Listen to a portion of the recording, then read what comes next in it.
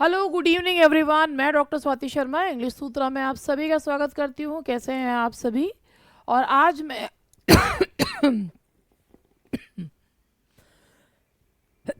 Topic जो लेकर आई हूँ बहुत ही बढ़िया टॉपिक है। आप सभी को पता है कि केवीएस में कुछ केवीएस पीजीटी में इसमें दे दो।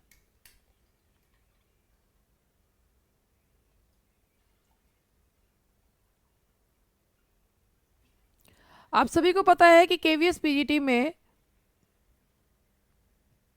नीचे कुछ इज़्म्स जो हैं दिए हुए हैं, मूवमेंट्स और इज़्म्स हैं, जिसमें से अभी तक मैं रोमांटिसिज्म करा चुकी हूँ, स्ट्रक्चरलिज्म करा चुकी हूँ, और आज बहुत ही टॉपिक बढ़िया, दैट इज़ फेमिनिज्म। आज मैं आपको फेमिनिज्म के बारे में बताऊंगी। उस पर आधारित मैंने कुछ एमसीक्यूज लिए हैं और 80 वर्ड के आंसर्स भी लिए हैं।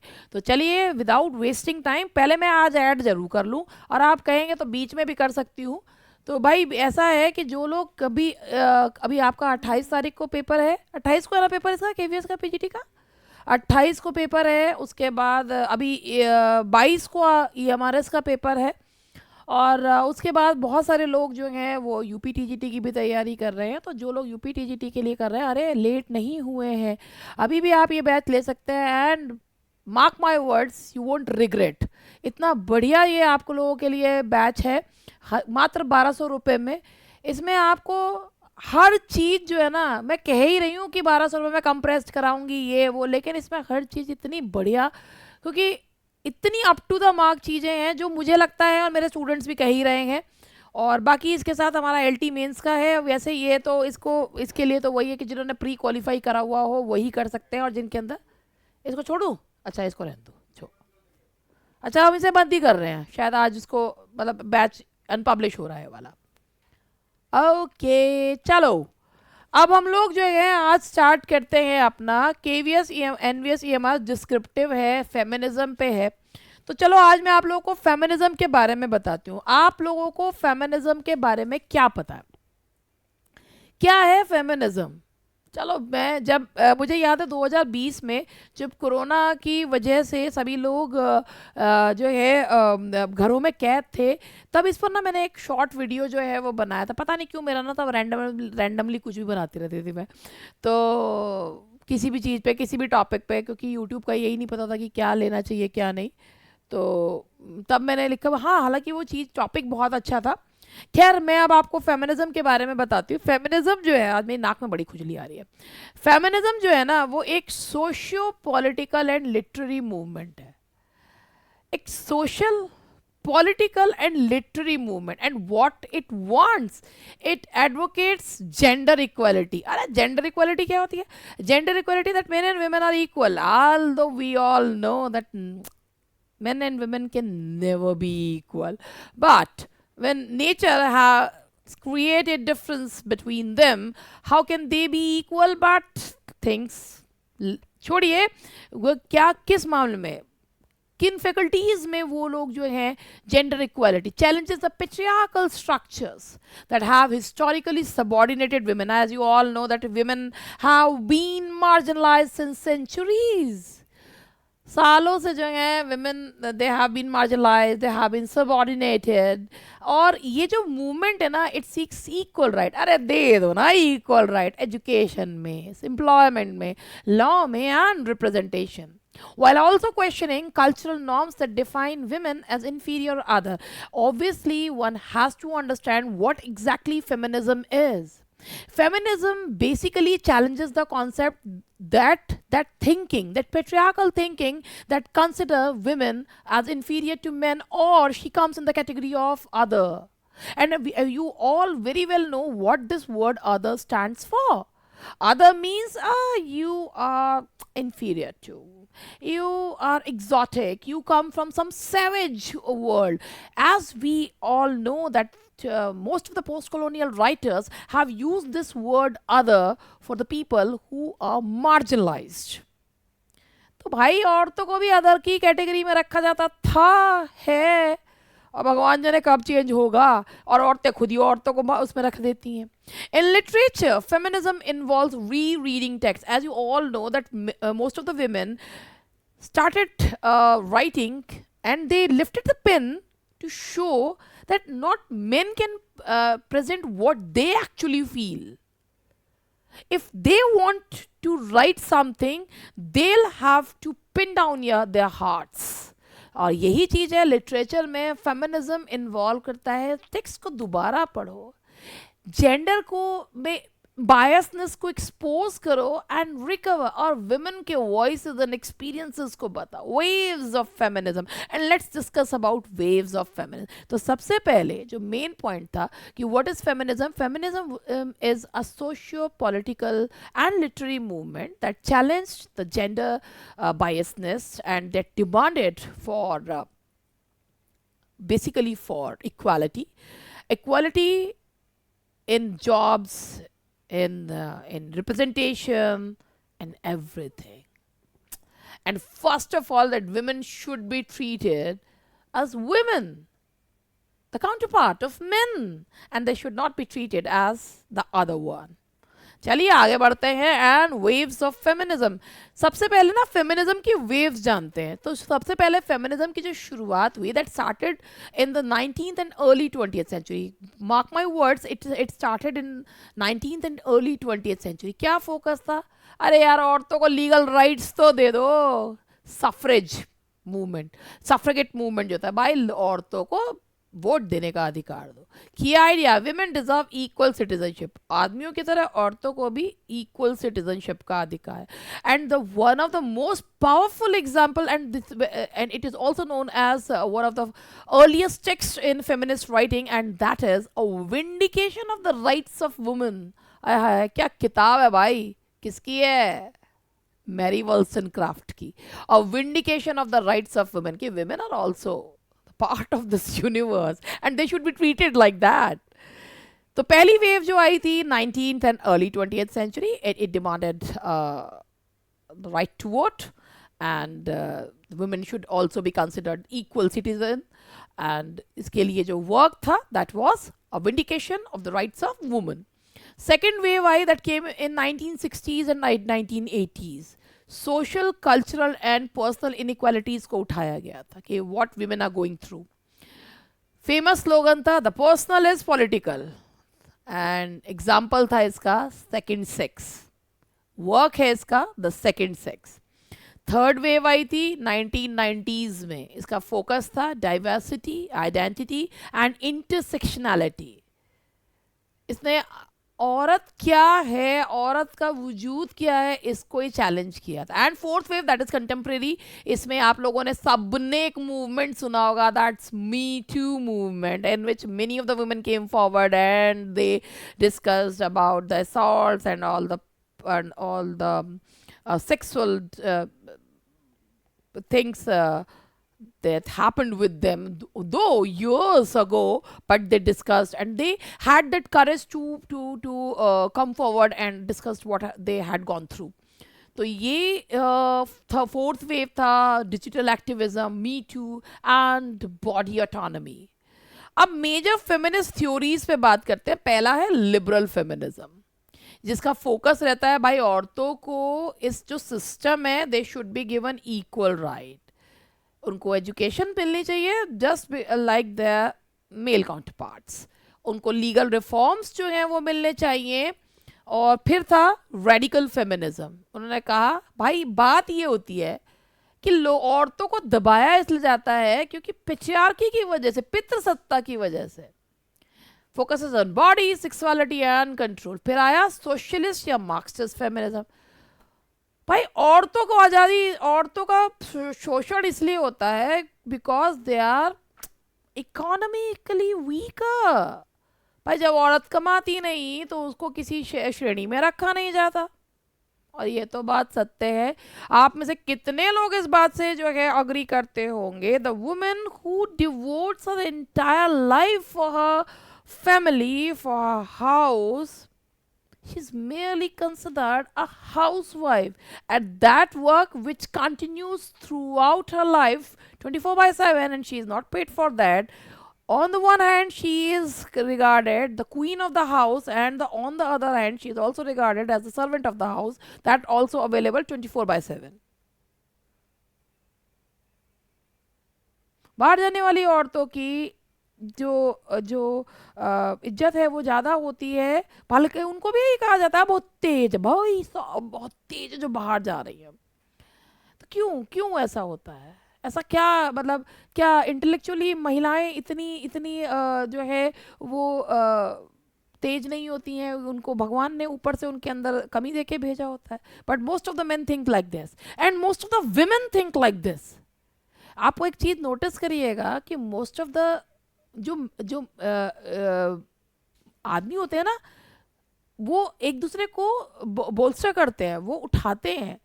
और जो एक मजबूत औरत होती है ना, जब उठना शुरू होती है तो सबसे पहले उसको खींचती औरतें ही हैं। तो why this is also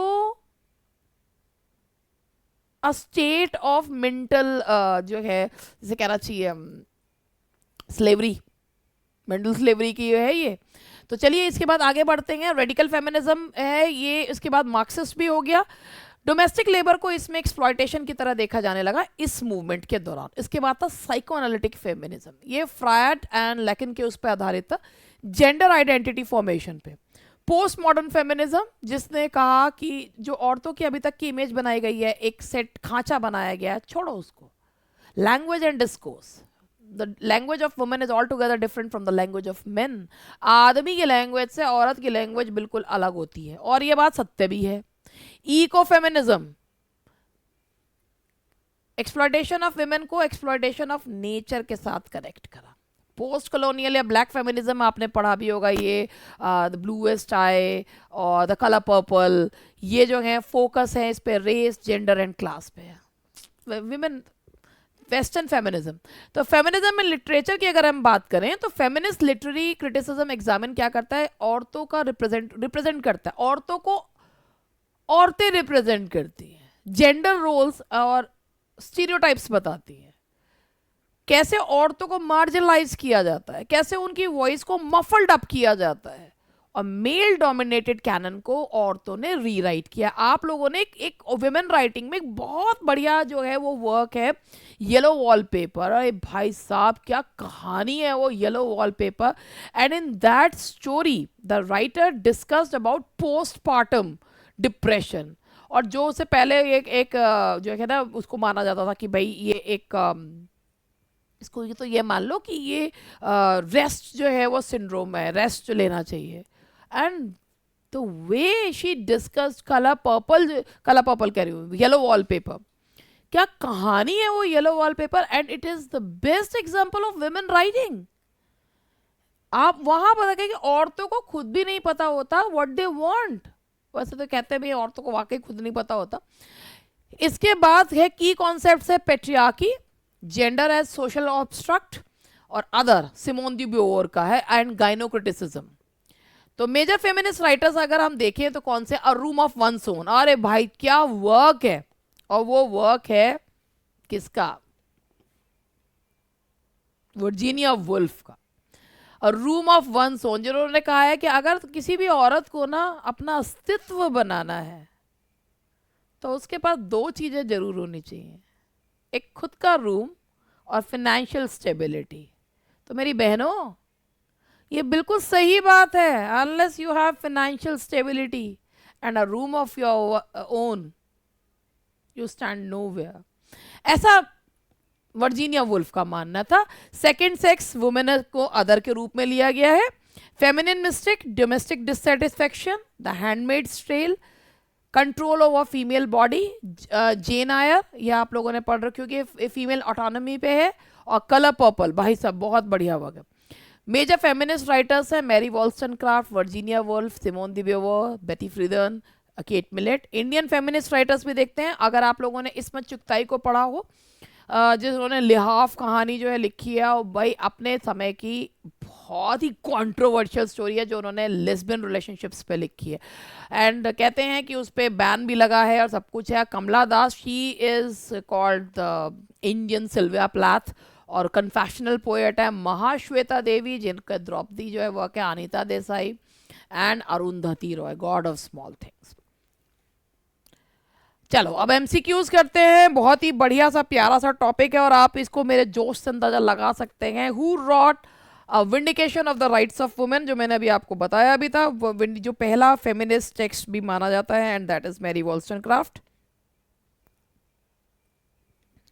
and that is Mary Wollstonecraft. The phrase one is not born but rather becomes a woman is from, जब कहते हैं ना कि एक औरत पैदा नहीं होती है, औरत बना दी जाती है, तो ये कहाँ से आया है? The second sex, and that is a work that is from the second sex. और which wave of feminism focus primarily on women suffrage. अच्छा, मैं एक चीज और सोच रही थी, एक ये चीज और बता दूं.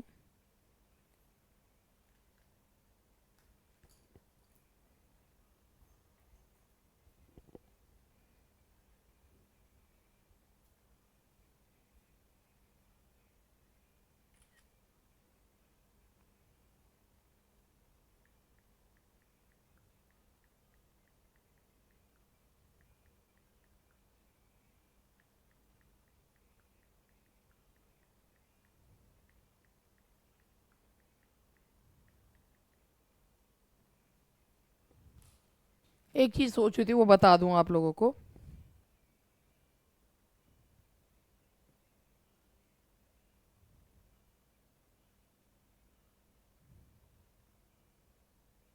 देखो, ये मुझे बताना था, क्योंकि ये कभी इनके भी क्वेश्चंस जो हैं वो पूछे जा सकते हैं, तो मैंने ये तो आपको बता दिया था.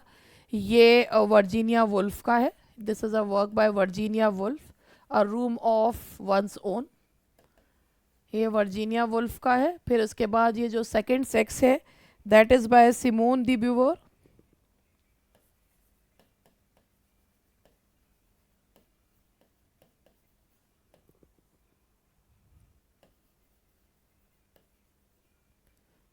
फिर उसके बाद फेमिनिन मिस्टिक है, उसका है बेटी फ्रीडन.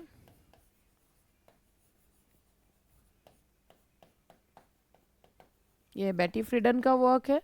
उसके बाद है द हैंडमेड्स टेल, ये है मार्गरेट एटवुड का. ये है मार्गरेट्स एटवुड.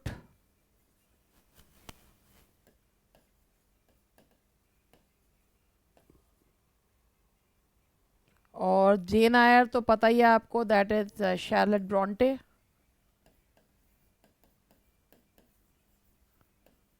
और कलर पर्पल भी आपको सभी को पता ही है, दैट इज एलिस वॉकर. तो मैंने कहा पहले ये बता दूं किसने लिखे हैं, तो इससे अच्छा रहता है ना.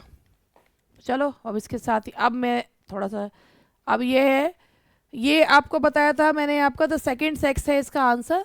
विच wave of feminism focus primarily on women suffrage. ये आपको बताया था, शुरुआत जो है वो औरतों को राइट टू वोट से हुई थी. The answer is first wave. The answer is first wave. The personal is political is associated with. कुछ इस तरीके के क्वेश्चंस अगर आपने अगर मेरे को ध्यान से सुना होगा तो आप बिल्कुल बता देंगे. द पर्सनल इज पॉलिटिकल, ये किस में कहा गया है? And that is second wave में कहा गया. The answer is second wave. Who introduced the concept of gynocriticism? gynocriticism कौन लाया है? ये भी बहुत अच्छा टॉपिक है. gynocriticism जो है किसने किया है? ये इसका मैं आपको थोड़ा सा gynocriticism के बारे में बताना चाहूँगी, और इससे जो है मुझे एक आपको बताने का मौका मिलेगा और आपको सुनने का मौका मिलेगा.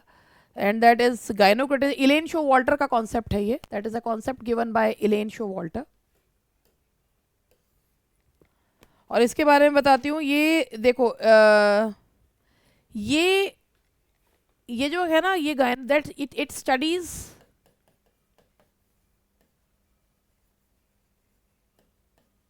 women as writers.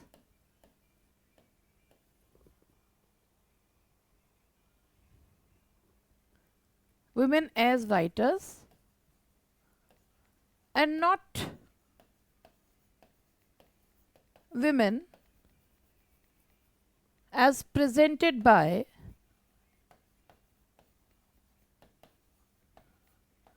men writers.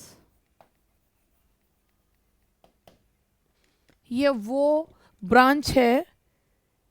तो it is a study of women's writing, it's theme, style, structure and history from a female perspective. Actually it is It is a study of literature from a female's perspective, and that is introduced by Elaine Showalter के द्वारा इसको introduce किया गया था.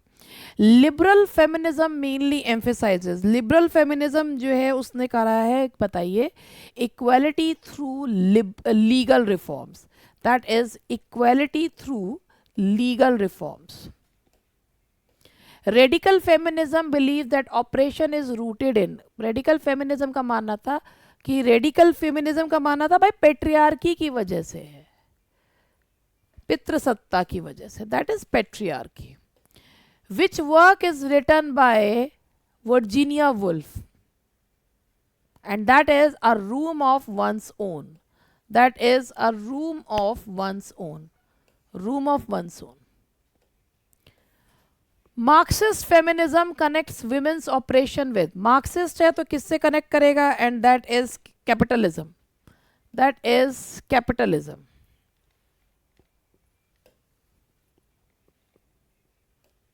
Who wrote the feminine mystic? अगर अभी आपको मैंने बताया भी था, अगर आपको याद हो तो ये मैंने कहा पहले बता देती हूँ तो इससे आप लोग जो है ढंग से, that is Betty फ्रीडन.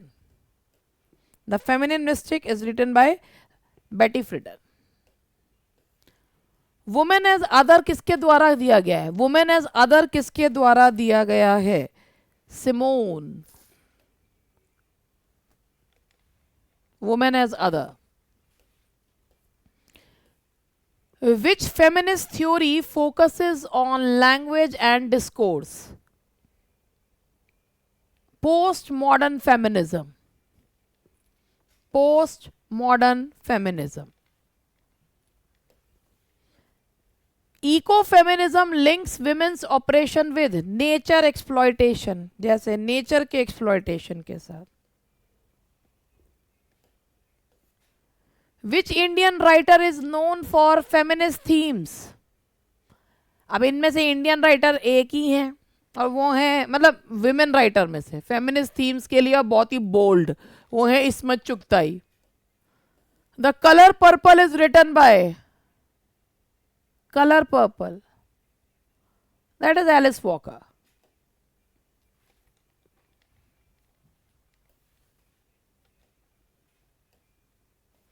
Third wave feminism emphasizes,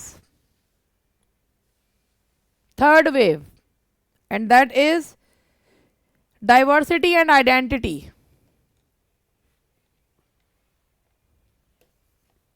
Diversity and identity. Who wrote Sexual Politics? Who wrote Sexual Politics? That is Kate Millett.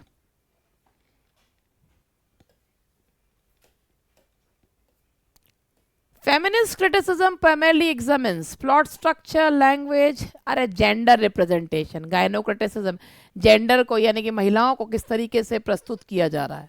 The answer is C. The term patriarchy refers to, patriarchy मतलब पितृसत्ता, और वो क्या होगा, male dominated social system. The answer is B. Which work deals with dystopian control over women's bodies? Jane Eyre, The Handmaid's Tale, Middlemarch या Wuthering Heights? बहुत बढ़िया question है भाई साहब. The Handmaid's Tale, dystopian control, The Handmaid's Tale. तो ये थे आपका फेमिनिज्म के बारे में मैंने ये बताया. बाकी ये कुछ 80 वर्ड के आंसर्स वाले क्वेश्चंस हैं. What is feminism, explain it's basic objective, जो मैं अभी समझा रही थी वो पूरा इसमें दिया हुआ है. Briefly explain the first and second waves of feminism.